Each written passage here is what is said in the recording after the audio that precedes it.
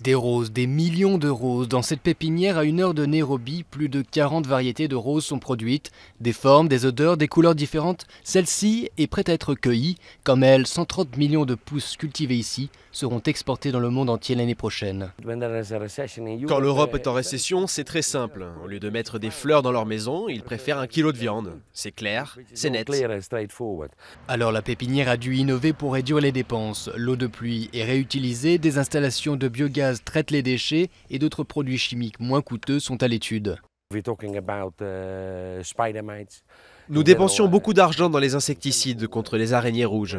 Mais pour ne pas abîmer la fleur, aujourd'hui nous utilisons le Phytozeus. C'est un insecte prédateur que nous introduisons dans les serres, ce qui nous a permis d'arrêter le spray chimique contre les araignées rouges. Et c'est plutôt bon pour les profits ainsi que l'environnement. 90 000 personnes sont employées dans l'industrie de la fleur au Kenya. L'an dernier, ce secteur a rapporté 550 millions de dollars à l'économie. C'est la 3e source de revenus grâce aux exportations, après le tourisme et le thé. Et d'autres marchés se sont ouverts depuis 2010, alors que les cendres du volcan islandais forçaient les aéroports européens à fermer. Ce qu'a fait le nuage de cendres, c'est qu'il a forcé les acheteurs à rechercher de nouveaux producteurs pour leurs fleurs.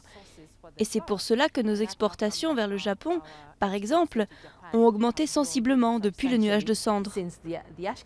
Avec l'éclosion de nouveaux marchés en Asie et en Europe de l'Est, l'industrie de la fleur au Kenya dépend de moins en moins de la stabilité financière en Europe. Et comme le Kenya a le climat parfait pour produire des fleurs, toutes les conditions sont réunies pour que fleurissent l'industrie et les roses.